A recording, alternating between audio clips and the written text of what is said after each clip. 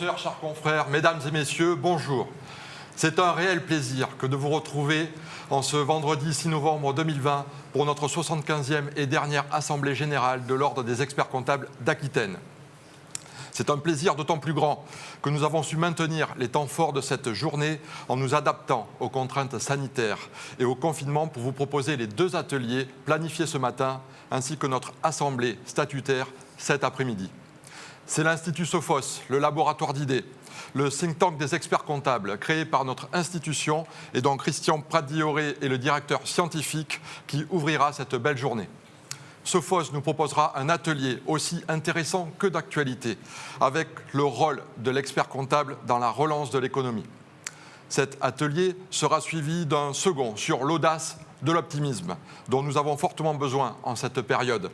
Cet atelier sera animé par Michel Poulart. Pour commencer, place à l'atelier Sophos. Bonjour Christian, bonjour messieurs. Quel plaisir d'ouvrir cet atelier avec vous à l'occasion de notre Assemblée générale. Nous sommes également entourés de Lucas Sarlange, de Vincent Mémo, de Hervé Salomon du Conseil régional et de Jean-Étienne Pallard à distance. Lucas, je te laisse présenter le déroulé de cet atelier et les éléments de conjoncture économique. Merci Alexandre, je suis ravi d'animer cet atelier aujourd'hui. Je vais d'abord commencer par faire un tour de table. Je voudrais vous présenter Vincent Nemo, qui est maître de conférence à l'Université de Bordeaux, enseignant à l'IAE de Bordeaux et chercheur à l'IRGO, docteur en sciences et en gestion à l'Université Montesquieu. Habilité à diriger des recherches à l'Université 1 Panthéon. Christian Prat, qui est expert comptable que vous connaissez, professeur à l'Université de Bordeaux, agrégé à l'Université en sciences et gestion, docteur S sciences gestion. Et enfin, Hervé Salomon, responsable d'unité en entreprise en retournement au pôle développement économique et environnemental à la région Nouvelle-Aquitaine. Et en visio, Jean-Étienne Pallard, maître de conférence à l'IAE de Bordeaux, doctorat en sciences en gestion, intervenant à l'IEP de Paris et à l'École normale supérieure de Cachan. Alors, cet atelier sera en 3 parties. Une première partie, on fera un point sur la situation économique grâce au baromètre des tendances régionales et nationales. Une deuxième partie sur le rôle de l'expert comptable, effectivement, face à cette crise économique. Et enfin, les propositions de l'Institut Sophos et de la région Nouvelle-Aquitaine. Vous aurez la possibilité, effectivement, dans cet atelier, de poser des questions. Je reviendrai en fin de l'atelier pour vous les présenter aux différents intervenants qui répondront à vos questions. Alexandre conclura enfin cet atelier. Alors nous allons commencer de suite par le baromètre régional. Comme vous le savez, la politique du stop and go de mai, avril et mars, puis à nouveau du go d'octobre, a mis lourdement l'économie française en difficulté. Les tendances de l'INSEE au niveau de l'année 2020, au niveau du PIB, sera une baisse de moins 10,8%, avec une possibilité de reprise au niveau de 2021, une hausse de 7%. Nous avons voulu vous présenter 3 études. Une première étude, l'étude Xerfi, sur l'analyse du chiffre d'affaires des activités au niveau micro, au niveau de 5 secteurs. Une étude correspondant au jugement des chefs d'entreprise de la Banque de France. Et enfin, une étude très intéressante, une étude du cabinet Altares sur les défaillances d'entreprises au niveau national. La première étude, il s'agit d'une étude Xerfi, correspondant sur 5 secteurs clés régional et national. Ces 5 secteurs sont l'artisanat alimentaire, qui a subi une baisse moins importante qu'au niveau national, avec une baisse de moins 2,8%. Cette baisse-là prouve que c'est un secteur résilient qui a réussi à s'adapter à la crise sanitaire, qui n'a pas subi ce confinement. 3 autres secteurs qui ont par contre subi lourdement, c'est d'abord le secteur du BTP, le BTP maçonnerie, qui n'a pas réussi effectivement à s'adapter à la crise sanitaire dès le mois de mars. Les contraintes qu'ils avaient en termes de technicité au niveau de leurs collaborateurs et au niveau de leurs clients ont de suite bloqué le mécanisme. Et donc, ils se trouvaient sur un trimestre 1 avec une baisse de 16%, sur un trimestre 2 de moins 19%, pour finir finalement avec une baisse de moins 11,5%, parce que le T3 2020 leur a permis de rebondir sur leur carnet de commandes. Sachant que, selon cette étude Xerfi, le carnet de commandes reste relativement satisfaisant. Et donc, les entreprises de BTP, pour le moment, tiennent le choc, mais attendons effectivement le 4e trimestre 2020. Deux autres secteurs qui sont passés, les électriciens et effectivement les garagistes, avec une baisse significative.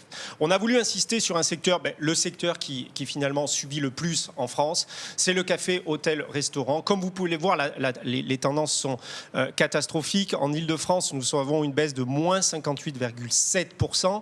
Le niveau, l'Aquitaine, la Nouvelle-Aquitaine s'en sort pas trop mal, avec une baisse de moins 39,8%. Elle s'en sort pas trop mal parce qu'elle a tout cet axe côtier qui lui a permis sur la saison estivale de finalement ne pas trop subir de baisse importante. Le panier moyen, l'étude Xerfi le précise bien, le panier moyen est en baisse. La grosse difficulté de ce secteur, c'est que les clients professionnels et les clients touristiques ne sont pas de retour, et des grosses inquiétudes sont à craindre pour ce secteur sur le 4e trimestre 2020 et surtout sur l'année 2021. Alors, justement, une deuxième étude, qui est l'étude de la Banque de France sur deux secteurs qu'on a voulu vous proposer, c'est le jugement des dirigeants sur leur niveau d'activité sur une base 100. C'est deux indicateurs très intéressants. Ce ne sont pas statistiques, c'est une étude qui permet de dire où vous en êtes à aujourd'hui par rapport à votre carnet de commandes. Ce qu'on peut voir de suite, c'est que le niveau aquitaine au total de l'industrie est supérieur au niveau national, 94% pour 91%. Mais un secteur, le transport routier, bus, aérien, avec un niveau de commande catastrophique, 87% au niveau aquitaine, 79% au niveau national. Un autre jugement des dirigeants, c'est le service marchand. Et là, vous voyez de suite, comme je l'indiquais auparavant, le secteur hébergement et restauration, le niveau d'activité et le pessimisme des dirigeants est catastrophique. 69% au niveau national, 78% au niveau régional, avec une tendance globale à 89% national au niveau du service marchand et 91% au niveau Nouvelle-Aquitaine, qui reste dans un secteur qui est supérieur au niveau national. Deux études qui montrent bien que l'impact lourd de cette crise économique sur les 3 premiers trimestres 2020. Une dernière étude, on a absolument voulu la présenter, étude très intéressante. On s'en doutait pas, mais l'étude du cabinet Alterest montre une nette baisse des défaillances d'entreprises. Une baisse qui monte à 52,4%, ce qui est incroyable sur le T3 2020. Donc on a une baisse des redressements judiciaires à l'heure actuelle. Comment on peut l'analyser ? Effectivement, l'ensemble des mesures qui ont été prises par le gouvernement sur le T2, sur le T2 2020, a permis pour le moment d'amortir cette crise économique.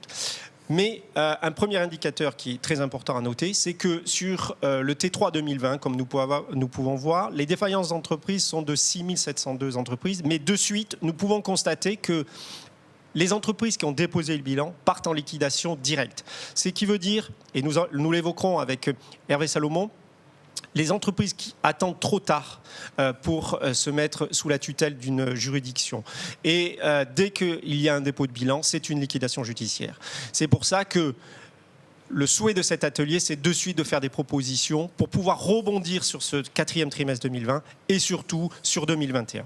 Voilà, Alexandre, le diagnostic. Je vous laisse maintenant vous donner les propositions et le rôle de l'expert comptable face à cette crise. Merci Lucas pour cette présentation éclairante de la conjoncture économique dans notre pays et dans notre région.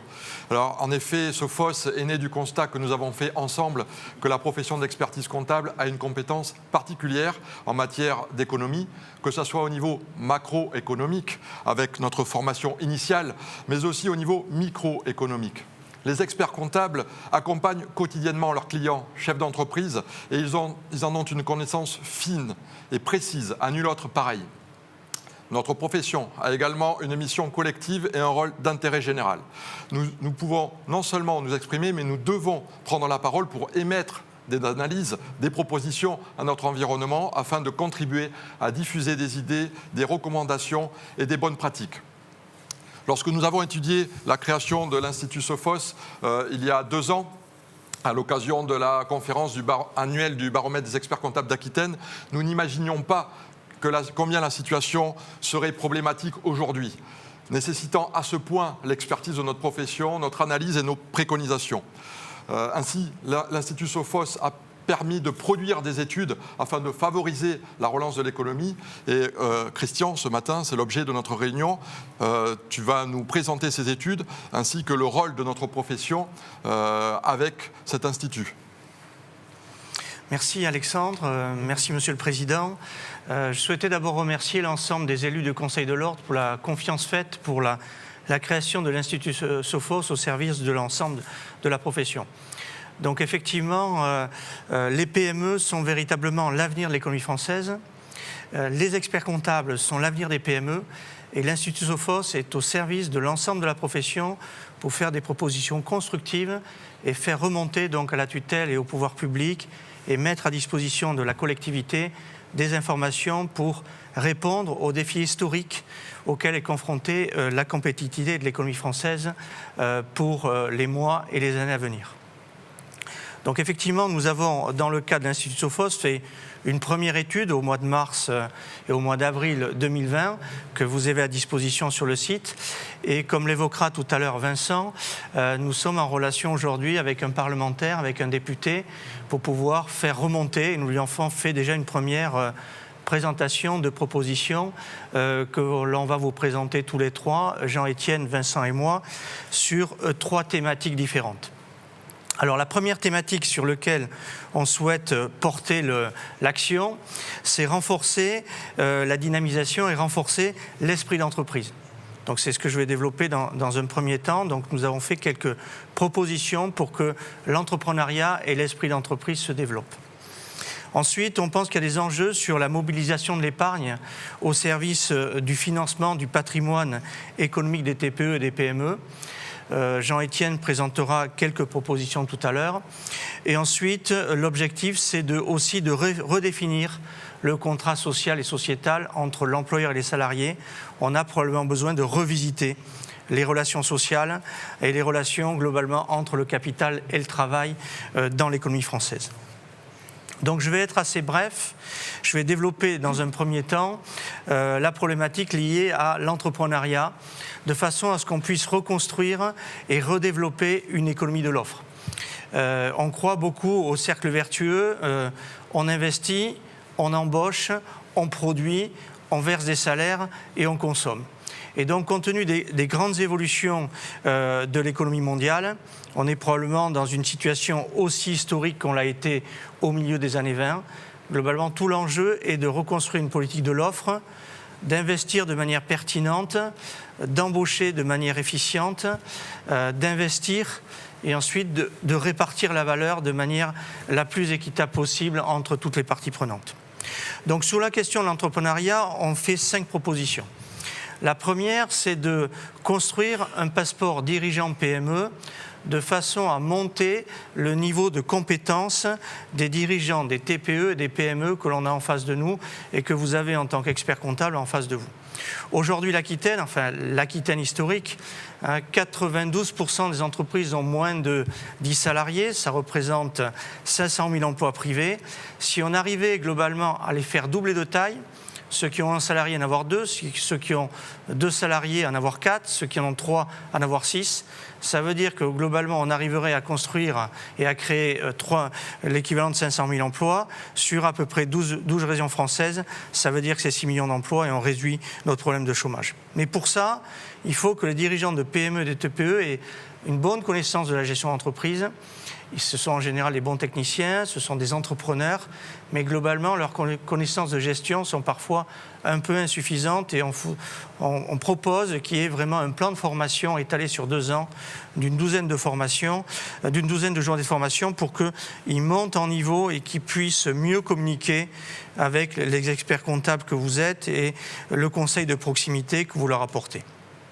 Ensuite, la deuxième proposition qu'on fait, c'est celle de la création d'un observatoire de la compétitivité des TPE et des PME qui serait copiloté par l'Ordre des experts comptables et également le ministère des PME et des TPE. On est très heureux d'avoir vu la création d'un véritable ministère des PME et des TPE et on a pour projet dans les mois à venir de rentrer en contact avec notre ministre et de lui faire cette proposition d'un observatoire de la performance commun, copiloté entre les experts comptables et le ministère, puisque finalement, il n'y a personne mieux que les experts comptables qui connaissent finalement la vie des TPE et des PME pour les côtoyer finalement quasiment tous les jours ou quasiment toutes les semaines.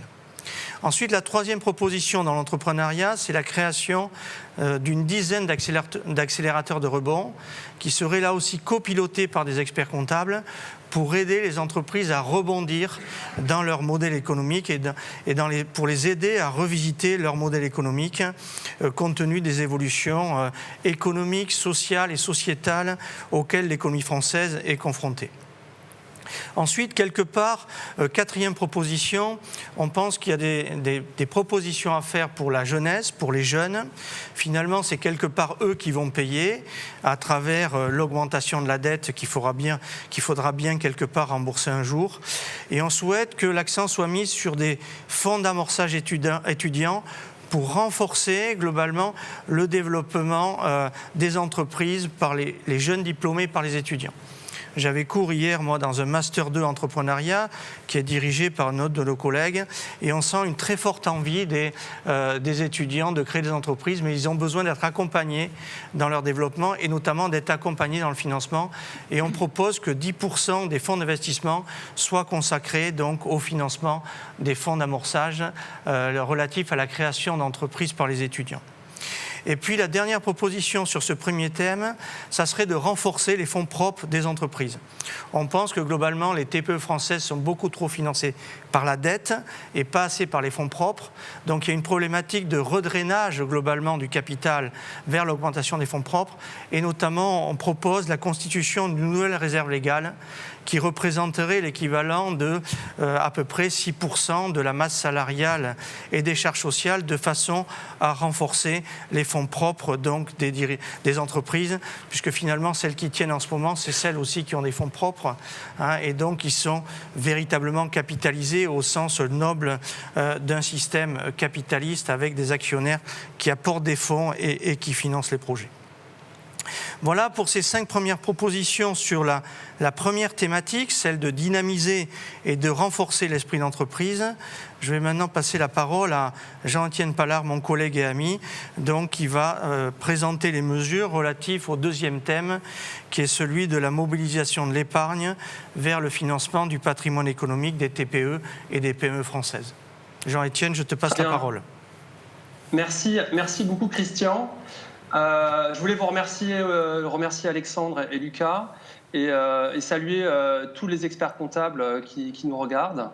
Moi, je vais intervenir sur un sujet qui est un peu connexe avec ce que vient de présenter Christian, qui concerne la mobilisation de l'épargne et comment est-ce qu'on va réussir à financer le développement du patrimoine économique des TPE et des PME françaises.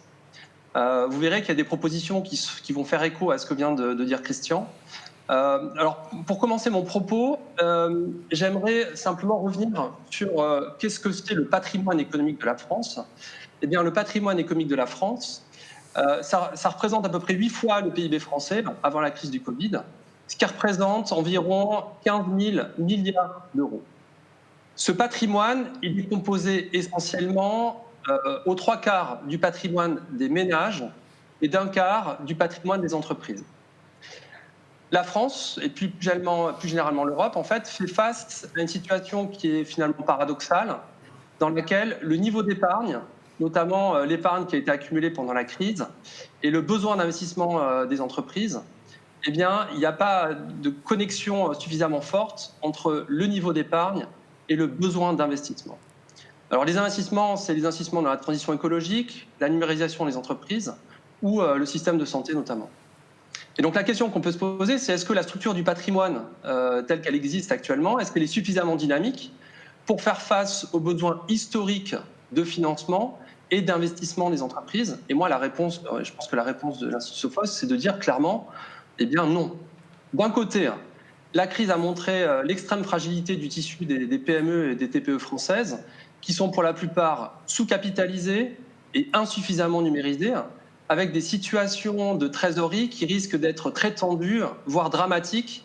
Alors c'est ce qu'a présenté Lucas tout à l'heure, à l'horizon du deuxième semestre 2021 et de l'année 2022. Les chiffres sur la défaillance, les redressements judiciaires et les liquidations judiciaires, on va les voir à partir du deuxième semestre 2021 et surtout de l'année 2022.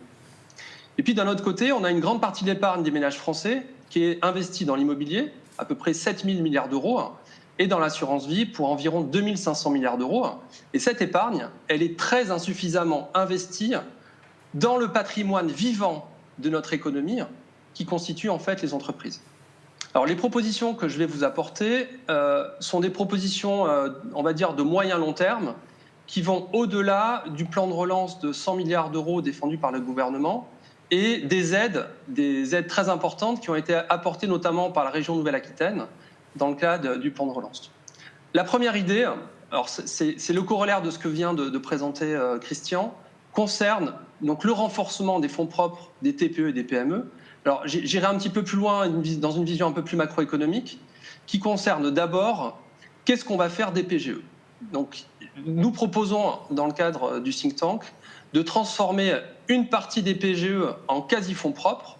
Alors je sais que c'est en train d'être discuté au niveau du gouvernement et de l'Assemblée nationale sous la forme de prêts participatifs ou de titres subordonnés ou de dettes convertibles pour les entreprises qui n'auraient pas la possibilité ou qui seraient insuffisamment capitalisées pour rembourser les PGE sur un horizon de 5 ans.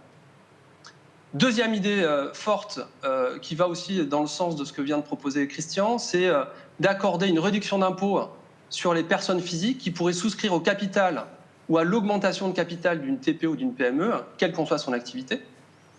Et puis, on pense aussi que pour pouvoir développer l'esprit d'entreprise, il faudrait aussi pouvoir accorder des réductions d'impôts pour toute personne physique qui pourrait souscrire à la constitution du capital d'une société créée par un jeune de moins de 30 ans, avec bien entendu un plafonnement sur ses dépenses.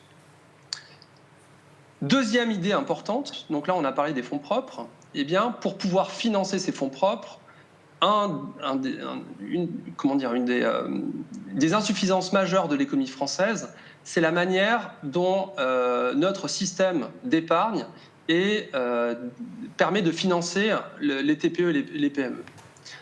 Nous proposons, dans le cadre du think tank, de renforcer notamment le rôle des fonds sectoriels qui ont été créés par la Banque publique d'investissement, avec un abondement, pourquoi pas d'1 milliard d'euros, destiné au tissu des PME et des TPE françaises, notamment sur des secteurs identifiés comme stratégiques. On pense là à la défense, l'aéronautique, les télécoms, la santé ou l'agroalimentaire.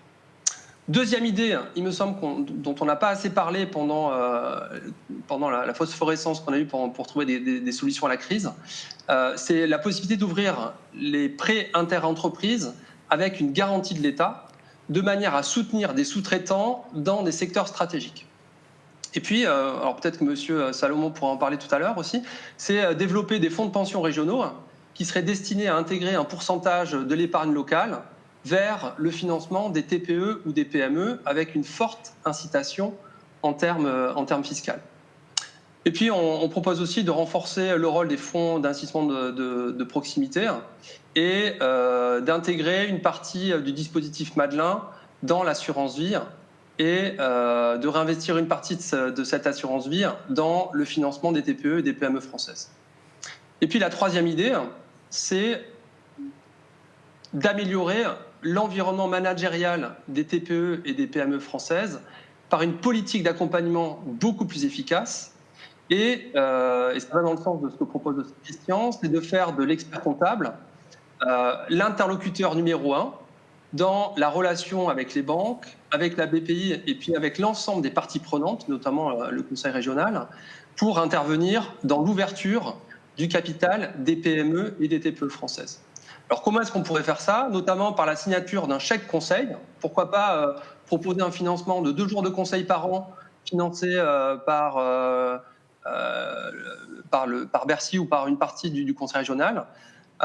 Et enfin, on propose aussi de créer des zones franches entrepreneuriales dans les zones qui ont été les plus touchées par la crise économique. On pense ici, par exemple, à la région du Grand Est, aux Hauts-de-France, à l'Île-de-France, et aux zones qui sont très dépendantes des aéroports, comme la Corse et l'Outre-mer. Et donc, développer ces zones franches pourrait permettre de relancer une partie de l'activité dans ces zones qui sont extrêmement touchées par la crise. Et puis enfin, on l'a vu avec les chiffres sur les défaillances, il va falloir faciliter la reprise d'entreprises dans les prochaines années. Et notamment, on pense que les salariés sont sûrement les mieux placés pour reprendre une partie de l'activité des entreprises dans lesquelles ils travaillent. Donc ça nécessite un plan de formation, un accompagnement, voire des réductions d'impôts qui seraient accordées pour les salariés qui voudraient reprendre leur entreprise. Voilà ce que je voulais dire par rapport aux propositions concernant la mobilisation de l'épargne au service de l'économie et de l'investissement dans les TPE et les PME françaises. Je vais passer maintenant la parole à Vincent Memo, qui va vous présenter un certain nombre de propositions concernant la redéfinition du contrat social et sociétal. Et bien sûr, je serai à votre disposition pour répondre à vos éventuelles questions par rapport aux propositions qu'on fait. Merci Jean-Étienne, merci messieurs. Merci pour cette parole. Alors, Christian Pradioré vous a parlé de l'enjeu entrepreneurial qui se pose à nous. Jean-Étienne Pallard a posé la question financière de comment orienter des ressources vers ces moteurs que sont les entrepreneurs. Et moi, je vais revenir sur des questions sociétales. Alors, je vais commencer avec une question. Quel est aujourd'hui le principal sujet d'accroche sur Tinder? Alors, cette question peut surprendre, mais je pense qu'elle est symptomatique des grandes transformations à l'œuvre. Depuis 2020, ce n'est plus Ronaldo et le football, mais c'est Greta Thunberg et le développement durable. Et cette transformation, on la retrouve dans les préoccupations des Français. On la retrouve chez les plus jeunes, évidemment. Les 18-24 ans sont 60% à classer en préoccupation prioritaire l'environnement. Mais également, chez les un peu moins jeunes, les plus de 60 ans, sont 49% à classer la préoccupation environnementale en second, derrière les acquis sociaux. Alors ça veut dire qu'on relaye la question économique un peu plus loin. Et puis ça veut dire aussi que pour faire fonctionner les entreprises, il faut de la ressource financière, mais il faut également de la ressource humaine. Et donc, emporter avec soi ces acteurs, ces forces de travail. Alors ça traduit bien le passage d'une société moderne à une société postmoderne. Un passage qui a été envisagé dès les années 70 par des intellectuels comme Lyotard, comme Foucault, comme Deleuze. Et ce passage-là, il nous amène à questionner fondamentalement notre modèle. Comment fonctionne le moteur de nos entreprises? Alors il faut prendre un grand virage. Voilà. Tout ce qu'on voit autour de nous, c'est un grand virage. On parle des Covid gagnants, ceux qui s'en sortent. Et puis à côté de ça, on l'a vu assez longuement déjà, et M. Salomon reviendra sur ces éléments-là, beaucoup d'entreprises souffrent et beaucoup de nos concitoyens sont également en souffrance. Il y a un point important à voir, c'est que l'entreprise, pour fonctionner, a besoin de revoir le contrat de société qui va allier les différents acteurs. Notre société postmoderne n'est plus une société d'individus avec un contrat de travail, c'est une société de coopération, une société communautaire. Et on le voit, nos jeunes et les moins jeunes sont en lien, en permanence. Je mange un burger, je vais le partager avec ma communauté.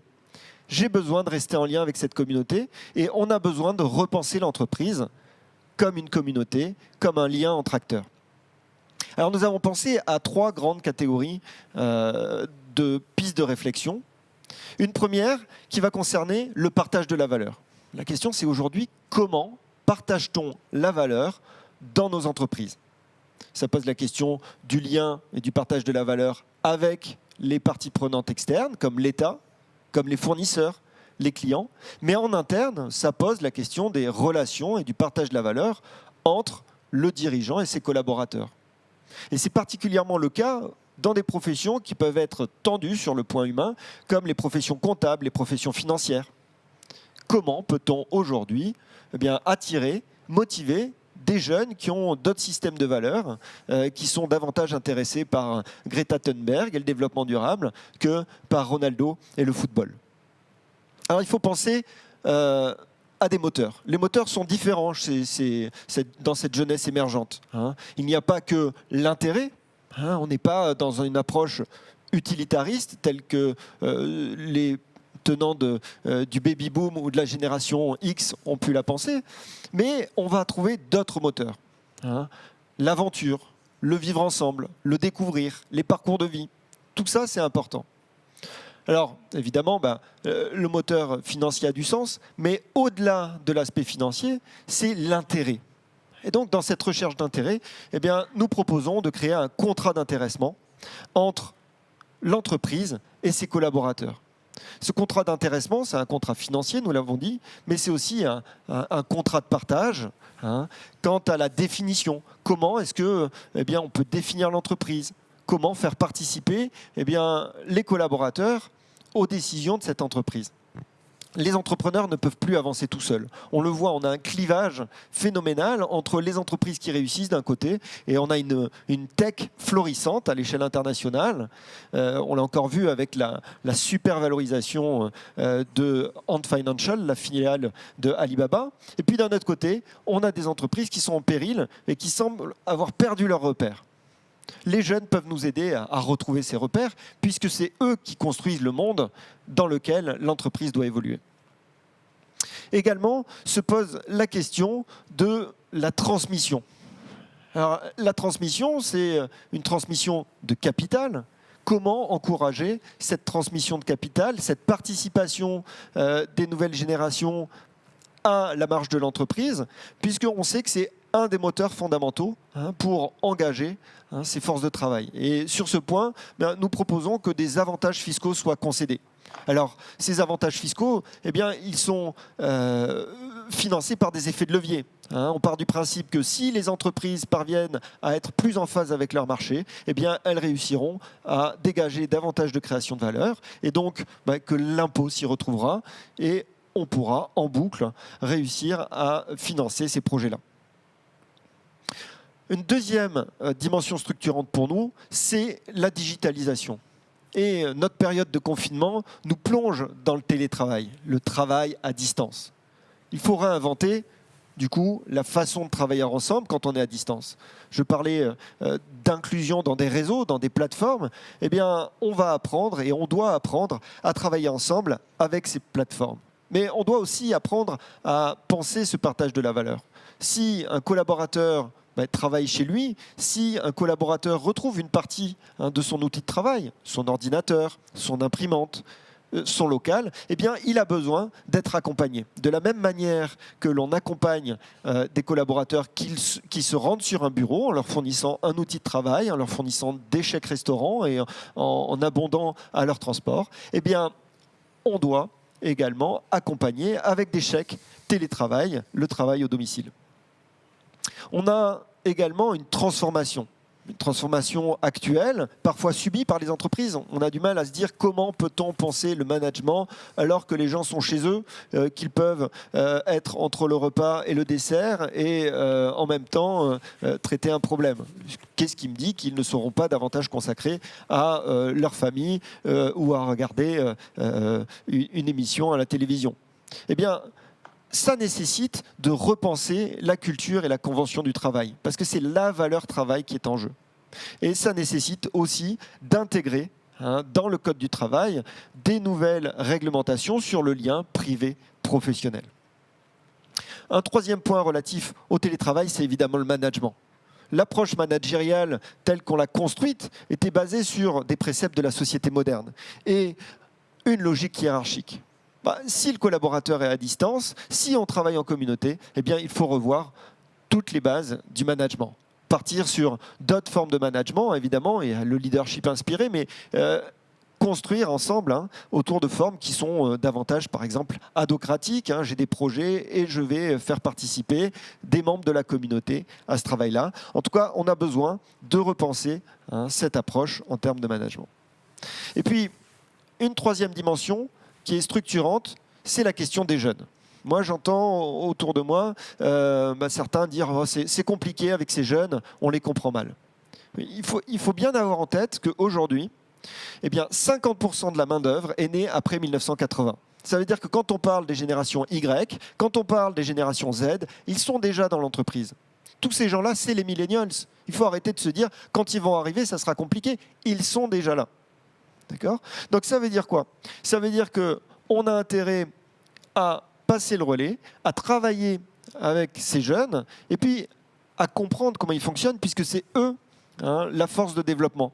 La force de développement, elle se trouve dans ces nouvelles générations qui construisent notre devenir. Donc on doit comprendre, décoder ce monde-là. Ça passe déjà par un recrutement et une intégration plus aisée des jeunes. Alors sur un plan purement fiscal, ça pourrait être des exonérations de charges pour les jeunes de moins de 26 ans. Et puis ça passe aussi par une solidarité intergénérationnelle. On a d'un côté la silver economy avec des personnes de plus de 60 ans qui ont encore une activité jusqu'à 65 ans, voire plus tard, 70, 75 pour certains, et qui ont des savoirs, qui ont encore de l'énergie et de la motivation à apporter et une transmission à faire à des plus jeunes. Dans le même temps, on a des jeunes qui, eux également, ont un savoir, le savoir de ce nouveau monde, et ils doivent le partager avec les plus anciens. Alors on peut imaginer des contrats intergénérationnels dans lesquels on est des binômes, des plus jeunes et des moins jeunes qui travaillent ensemble avec un système d'exonération des charges sur le temps de transmission de connaissances. Par exemple, on pourrait imaginer que 20% de ce temps-là soit consacré à un partage de connaissances. Alors, aujourd'hui, on l'a vu, l'urgence, c'est d'accompagner les entreprises dans ce grand virage et dans leurs difficultés. Peut-être, Christian, je te rends la parole ? Ou Monsieur Salomon. Oui, alors je passe directement Salomon, du coup voilà. à Hervé Salomon. Ouais. Que peut faire la région pour accompagner et faire face à ces problématiques, Monsieur Salomon ? Très bien, merci. Avant toute chose, je voulais remercier l'Ordre des experts comptables d'avoir donné la parole à une collectivité, à une institution publique à vocation territoriale et économique. Et ça nous donne l'occasion effectivement d'échanger ensemble sur cette problématique du soutien aux entreprises en situation de crise. Ça va être effectivement l'objet de ma brève présentation ce matin, en rappelant en préalable que c'est la loi de 2015 qui a donné aux régions, avant toute autre collectivité, la compétence de soutien aux entreprises, de soutien à l'économie. Donc effectivement, dans ce contexte-là, nous avons tout à fait vocation à travailler avec l'ensemble des experts comptables du territoire de la Nouvelle-Aquitaine. Dans le contexte de crise que nous traversons depuis le printemps dernier, la région s'est bien évidemment mobilisée. Ce que je vous propose, c'est peut-être de faire un rapide retour en arrière et un point d'actualité sur les outils qui ont été mis en œuvre et que certains, probablement d'entre vous, ont pu voir mis en place auprès de vos clients. En ce qui concerne la crise du printemps, qu'a fait la région ? Nous avons mobilisé 3 types d'aides, de fonds d'urgence, d'abord destinés aux entreprises, les entreprises de 5 à 250 salariés. La vocation de ce dispositif, c'était de venir combler les déficits de trésorerie, les trous de trésorerie qui n'avaient pas pu être satisfaits par la mobilisation des dispositifs que je dirais classiques, de type report de charges, prêts bancaires et PGE. Il y a un certain nombre d'entreprises qui, compte tenu de leur situation, effectivement, n'étaient pas en mesure de combler leur déficit de trésorerie sur ce qui était à l'époque la période qu'on avait imaginée, à savoir l'année 2020. Sur cette population des entreprises, nous avons mobilisé au total 25 millions d'euros au bénéfice de 300 entreprises. 290 entreprises ont bénéficié de subventions d'un montant moyen de 57 000 euros et 23 entreprises ont bénéficié de prêts d'un montant plus important de l'ordre de 400 000 euros. Voilà, 25 millions d'euros au bénéfice des entreprises. Il y a eu également la mobilisation de fonds d'urgence au bénéfice d'associations. Je sais qu'un certain nombre d'entre vous travaillent au service d'associations. Là, c'était effectivement 137 associations qui ont bénéficié du soutien de la région pour des montants d'aide de l'ordre de 8 800 euros. Enfin, pour les entreprises de proximité, un fonds de solidarité et de proximité qui est piloté avec les plateformes d'initiatives locales, où là, effectivement, on était sur des montants un petit peu plus modestes, de l'ordre de 11 000 euros, toujours sous forme de subvention, pour 732 entités de taille beaucoup plus modeste, unipersonnelles ou TPE. Voilà, ça c'était donc la crise du printemps. Nous n'avions pas prévu, on aurait peut-être dû d'ailleurs prévoir qu'il y aurait une deuxième vague. Et effectivement, là, actuellement, nous sommes encore en phase de conception d'un deuxième volet d'aide sur lequel, aujourd'hui, je ne peux pas trop vous donner des détails, mais je peux vous dire que nous y travaillons et ce dispositif sera présenté aux élus du Conseil régional dans les prochains jours. En deux mots, ce qu'il faut en retenir, c'est que ce sera un dispositif d'urgence destiné aux entités les plus touchées par les fermetures administratives qui ont été annoncées par le gouvernement. Autrement dit, ce qu'ils ont appelé les commerces non essentiels. Non essentiels, les restaurants, les bars, le tourisme, la culture, et des entreprises de taille plus modeste, cette fois-ci de 3 à 49 salariés. On sera là aussi sur des dispositifs de type subvention, et d'aide à la trésorerie. Le dispositif, et je vous invite à rester en veille sur le site de la région, parce que je suis persuadé qu'un certain nombre de vos clients pourront ou auront à faire appel à ce type de dispositif. Restez en veille sur le site de la région. Tous les détails seront postés dans les prochains jours, prochaines semaines, les débuts d'instruction se faisant d'ici la fin du mois ou tout début décembre, et les versements se feront d'ici la fin de l'année ou au début de l'année prochaine. Voilà, ça c'était en ce qui concerne les dispositifs d'aide d'urgence pour éviter, vous l'avez bien compris, les états de cessation des paiements, les problématiques de trésorerie et les défaillances terminales. En ce qui concerne le plan de relance, et là, effectivement, je me réjouis d'avoir les experts comptables et les experts économiques qui travaillent avec les experts comptables, parce que je me rends compte que les problématiques qui sont évoquées viennent en parfaite résonance avec les axes politiques, les axes d'intervention de la région en matière de soutien à l'économie. Très clairement, la problématique du renforcement des fonds propres a été posée et la région a doté un certain nombre de fonds d'investissement qui ont vocation à soutenir les fonds propres des entreprises. On sait très bien que dans les mois et les années qui viennent va se poser la problématique de la dette, puisque jusqu'à présent, l'intégralité des soutiens, des dispositifs de soutien se sont faits par le biais d'endettement et qu'un jour ou l'autre, les dettes, il faudra bien les rembourser. Les problématiques auxquelles la région va s'efforcer de répondre en soutien à ces entreprises, c'est d'abord un changement de modèle économique, d'abord par la diversification des secteurs d'activité pour éviter une trop grande vulnérabilité, les relocalisations en dotant les outils, les entités industrielles de base productive compétitive, revoir également les modes de distribution en faisant appel à de nouveaux canaux de distribution de type e-commerce, plateforme, circuit court et des choses de ce type-là. Et puis enfin, répondre aux enjeux sociétaux et environnementaux. Et là encore, ça vient en parfaite résonance avec ce qui a été évoqué tout à l'heure. Nous viendrons évidemment en soutien aux entreprises et aux filières les plus fragiles, avec, en ce qui concerne la région, une dimension qui n'a pas été évoquée jusqu'à présent, qui est celle du soutien avec une vocation territoriale. Dans l'analyse des aides que nous faisons aux entreprises, nous avons également un axe territorial. Ce que je veux dire, de façon peut-être un petit peu caricaturale, en tant qu'institution territoriale, nous n'intervenons pas de la même façon pour une entreprise de la technologie en périphérie d'une métropole bordelaise et d'une entreprise d'un secteur beaucoup plus traditionnel dans un territoire reculé de notre belle région. On a également cette dimension territoriale dans nos guides d'action.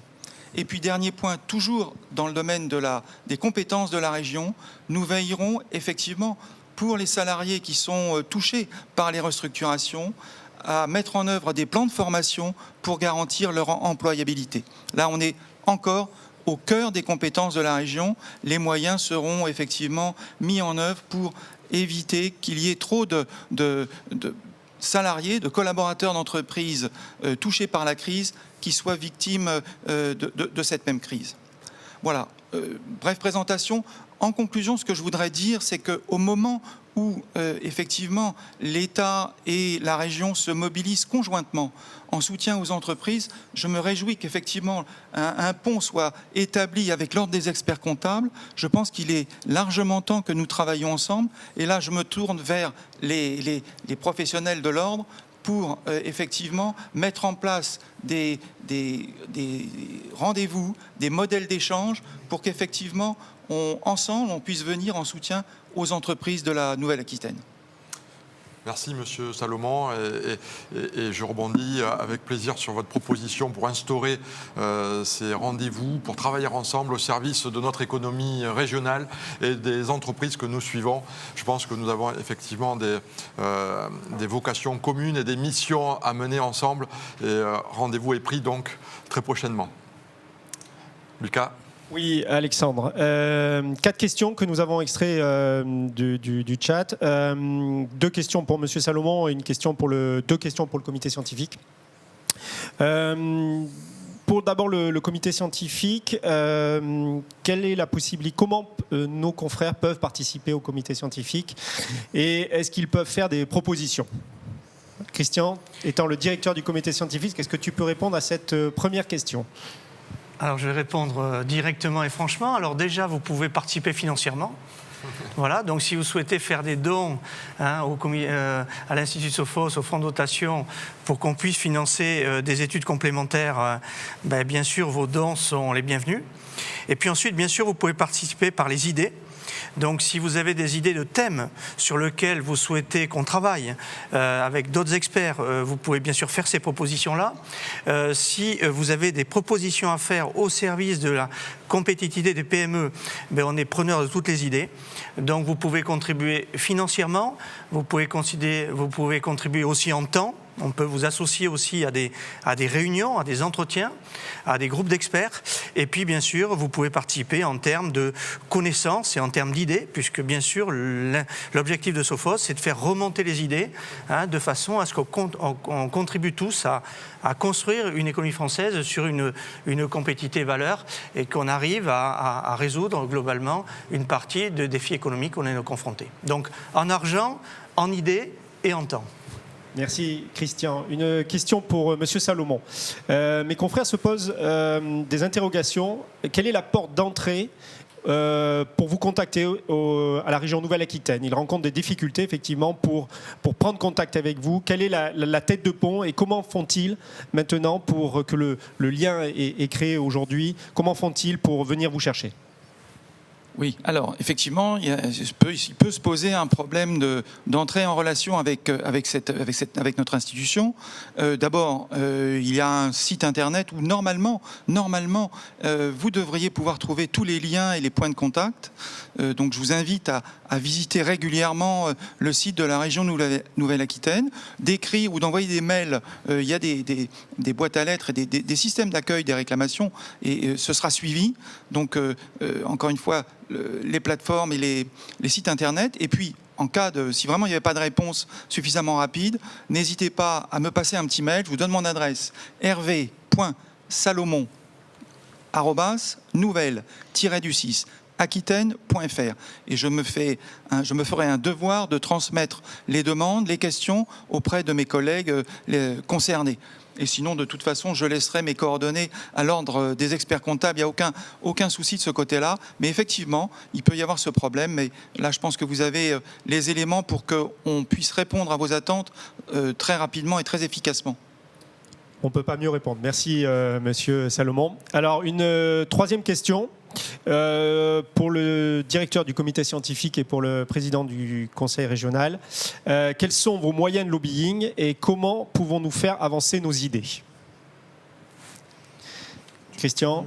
Nous sommes, comme l'a indiqué Christian en début d'intervention, nous sommes en relation avec un parlementaire avec qui nous avons déjà échangé et avec lequel des réunions sont planifiées pour émettre nos propositions, faire avancer la réflexion dans le cadre des projets de loi qui sont actuellement débattus, de manière à ce que les propositions qui ont été présentées ce matin soient inscrites dans le cadre d'amendements, par exemple, à l'occasion de ces différentes lois. Les propositions qui vous ont été présentées ont déjà été remises. Il est prévu d'en faire des complémentaires. Christian vous a parlé également ou va vous parler en complément de la première réponse à la manière dont vous pouvez participer à cet Institut Sophos, à l'étude qui est à venir, qui est déjà sélectionnée et pour laquelle il y aura une partie interactive puisque le comité scientifique souhaite faire appel et à interroger et questionner sous forme de questionnaire les experts comptables. Est-ce que tu peux nous donner quelques informations sur cette prochaine étude qui est en cours, Christian? Oui, bien sûr. Alors pour compléter les propos d'Alexandre, notre président, je voulais vous dire aussi qu'on souhaite également, à travers le premier contact qu'on a avec le député, ce premier député, aussi avoir un contact avec la Commission des affaires économiques.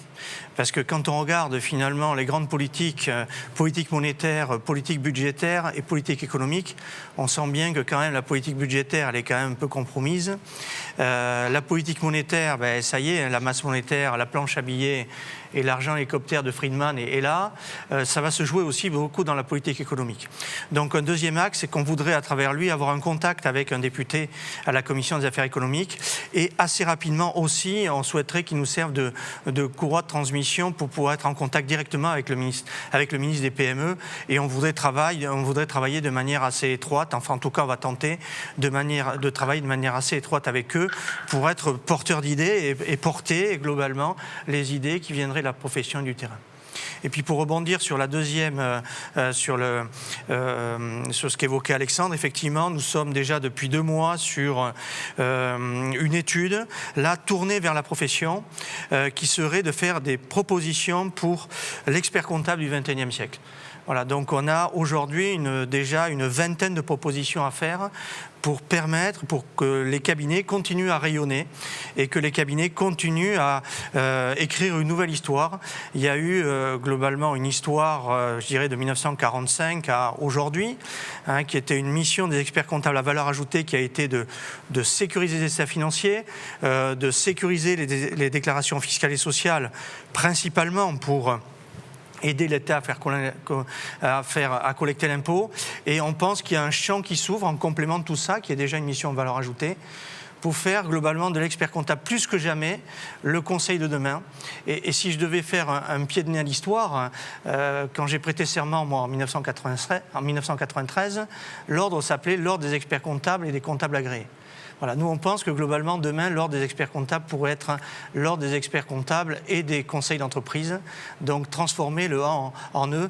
Et on va faire tout un tas de propositions. Enfin, on a déjà tout un tas de propositions à faire pour faire vraiment de l'expert comptable, plus que jamais, le conseil de chef d'entreprise pour l'aider à piloter la performance économique de son entreprise, en complément, bien sûr, du cœur de métier qui reste essentiel pour les années à venir. Merci Christian. Alexandre, une dernière question pour Monsieur Salomon.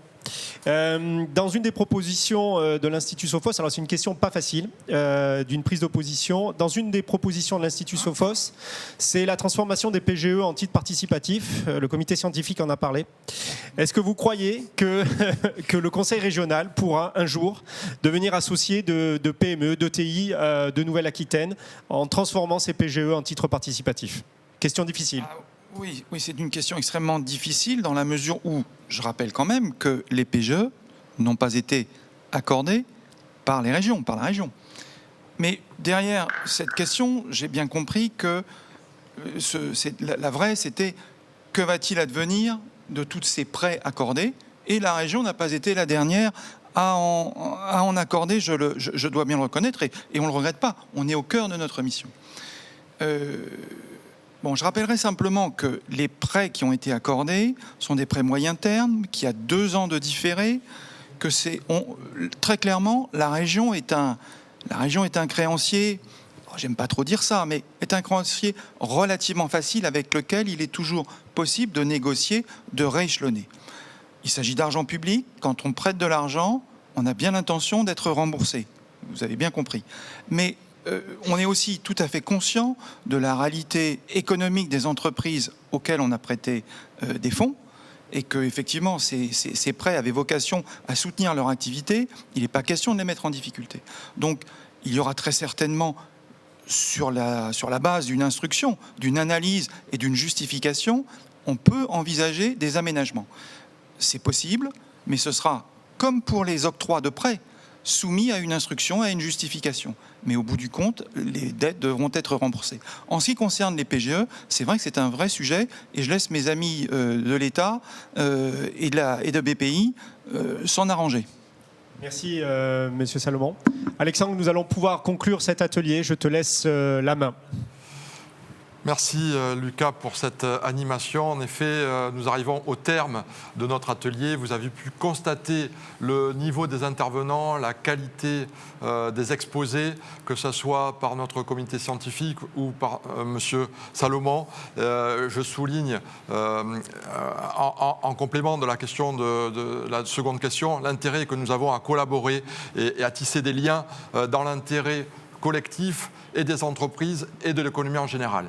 Vous avez constaté qu'aujourd'hui, nous sommes dans une période critique de crise économique jamais égalée, et que, évidemment, il y a des mesures d'urgence à prendre, mais que l'Institut Sophos souhaite également se positionner dans une perspective à long terme, avec une vision et franchir cette période devant laquelle nous nous situons, franchir ces 6 prochains mois ou ces prochaines années en faisant des propositions qui sont fédératrices et structurantes pour l'avenir de notre économie. On est à une époque où il est possible de se renouveler, il est possible de changer radicalement. Il faut s'en emparer, il faut conserver une approche de confiance, car la confiance, c'est le moteur de la croissance. Et donc, je remercie tous les intervenants pour les exposés qu'ils ont pu nous faire. Et nous allons maintenant passer au deuxième atelier. Donc le deuxième atelier qui va concerner le thème de l'audace de l'optimisme, dont nous avons fortement besoin en cette période, qui complète les propositions qui ont été présentées, car comme je l'ai dit, ça consiste également en un état d'esprit. Cet atelier sera animé par Michel Poulart, et donc je vais vous laisser mûrir ces réflexions que vous venez de recevoir. Et en ce qui me concerne, je vous donne rendez-vous à 14h30 avec les membres du bureau pour notre assemblée générale statutaire, en présence du docteur Didier Cugy, conseiller municipal à la mairie de Bordeaux, de Madame Isabelle Martel, notre commissaire du gouvernement, et de Charles-René Tandé, le président du Conseil supérieur. Donc, j'accueille Monsieur Michel Poulart pour le second atelier de la matinée. Merci pour votre attention.